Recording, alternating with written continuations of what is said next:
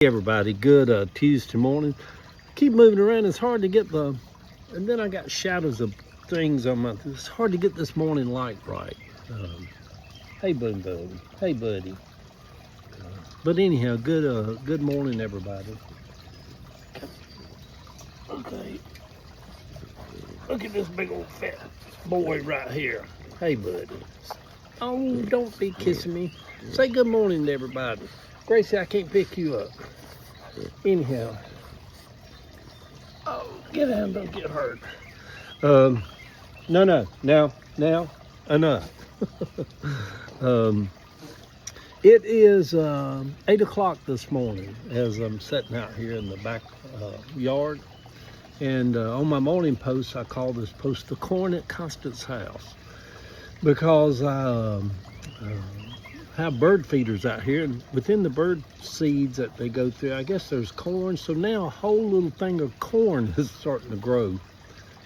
Put a picture of over on Facebook. But anyway, everybody, good Tuesday morning, top of the day to you. Here we are in July in Atlanta. It's going to be another hot day. Kind of motivating myself to get up and get going and shake her loose and get her done. Anyway, everybody, the morning post this morning, the corn at Constance's house, the picture on Facebook. I feel stiff and hungover this morning, even a little depressed. Maybe not quite depressed, just a little bit, yeah, you know, how you feel like. I felt elation yesterday afternoon to have all that behind me, getting that upper and lower GI done. I then woke up this morning feeling a little depressed and foreboding. I hate that foreboding feeling, like, Lord, what am I going to do? How am I going to get this done? God, I need to work on that. I need to this, just the foreboding stuff. I don't like it. Satan, be gone in Jesus' name.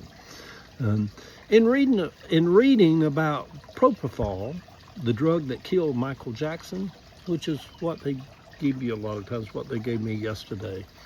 It says all of these mood swings that I feel this morning and the elation yesterday afternoon, if you Google it, it says it's very common to have those little roller coaster mood swings after a day of being put under with propofol. How sad for Michael Jackson. I loved Michael Jackson and still do. But how sad to have that much fame and wealth, and yet to be in a state of mind where the only time you can rest is be on propofol every night to get a little sleep in.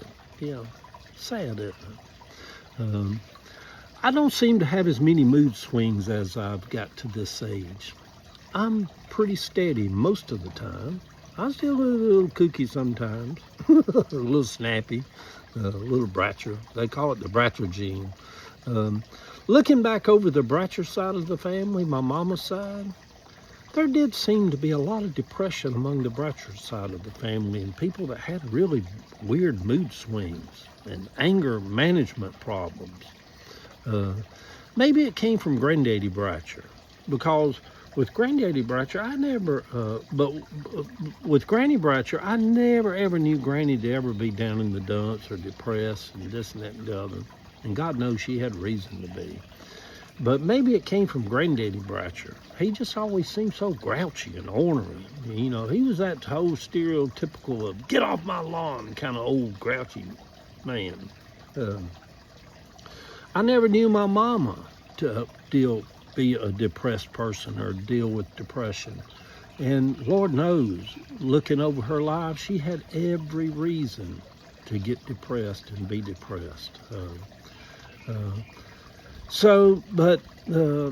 But I watched my Aunt Betty Carter and Colreen and Annie Ruth and my Aunt Carol, and man, depression was noticeable among a lot of my aunts. Depression, especially my Aunt Annie Ruth. My Aunt Colreen was so depressed and in a bad state of mind that the family put her in Milledgeville State Hospital for a few years. And so, yeah, there was maybe depression. There was that mental illness kind of gene and depression kind of gene that kind of swirled around in the Bratchers. You know, back when I was younger and I'd go to a new doctor, I'd be in my 30s going to Kaiser or something, and you know, they do that intake thing, and the girl would ask me like, do you have any mental illness in your family? And I would always say, the better question would be, was anybody in my family not dealing with mental illness? And she's like, she would laugh and like, yeah, that kind of family, I get it. You know, it did seem like they were a little bit kooky, but I loved them, bless their heart. Bless all of them. So anyway, this was in the years before a slew of antidepressants hit the market. And everybody and their brother got on them. Now, people eat Xanax just like eating M&Ms. One lady told me in the parking lot one Sunday morning, I can't even go to Sunday morning service without taking me a Xanax. And this was a gathering at a New Age Enlightenment group of people. Dr. Gordon, my doctor yesterday, came into the room afterwards, and she said, Mr. Sellers, everything looked normal. Isn't that always good to hear? Everything looked normal. And now they give you printouts, you know, like they gave me two different things, my esophagus and my booty, I guess what you call it, my colon, my backside. And for each one, they gave me 4 or 5 pages of all kind of color photos of inside my colon, inside my esophagus, where I'm just sitting there, don't even have to look. I'm like, good, yeah, I guess I'm okay. But Dr. Gordon was she's this beautiful, young, black female doctor who I just thought, my God, she's such a beautiful lady. Look how cute she is, and so professional, and made me feel so safe throughout all of it. Yeah, so there's that. Her assistant in the little surge operate, whatever that room is they got you in, hook you all up. Her assistant, a big burly, maybe 30-something-year-old, I assume Puerto Rican. That was simply eye candy on every level. He was so sweet as he told me, I am here to make you as comfortable as I can.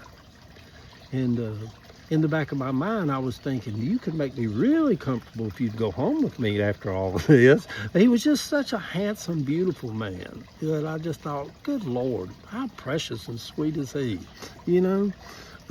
I had a little instant crush on him. You know, yes, 70-year-old people still get crushes on people. I still got a little fire left in the kettle, you know? Yeah, and also him and Dr. Gordon and the other, there was a little Asian nurse that did all the intake and put my IV on.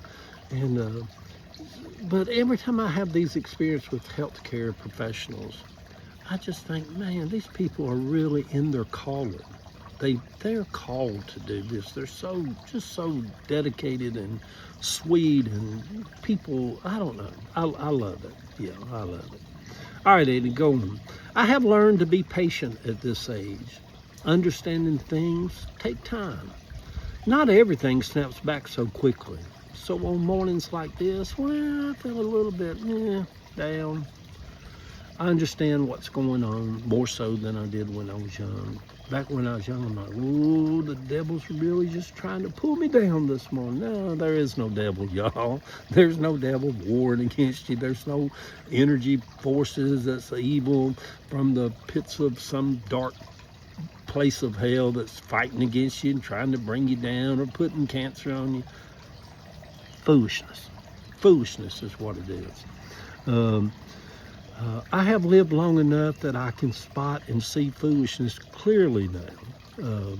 But I've learned to be patient at this age. Not everything snaps back so quickly. So on mornings like this when I feel a little down, I encourage myself to be patient. And in 24 to 48 hours, everything kind of self-corrects itself. Like restarting a computer. Life is not really that complicated, y'all. The way the body works, it's not that complicated.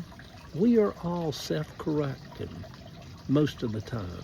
And our body and our mind and our spirit has a way to self-correct. Today is Tuesday. It seems like Monday to me. Last night I dreamt that my Uncle Bud and I were praying for people in his church over here on Constitution Road. The True Gospel Lighthouse, he called it all those years. It was a sincere praying for people. It is weird how all of our past experiences in life are always in our subconscious. Is our subconscious a gateway to other dimensions? Is it a gateway to other realms? Is it a way to have visitations? Good Tuesday morning, sweet people. I have chosen today to rejoice. Sit out here this morning and take it all in. And to be glad for this day, for life, for my coffee, for Boom Boom and Gracie sitting here. Yeah. So whatever you're going through today, it's just a day. It'll be better. The great prophetess, Annie, she foretold to us times in our life where we should just belt out, the sun will come out tomorrow. Bet your bottom dollar that tomorrow. Love y'all.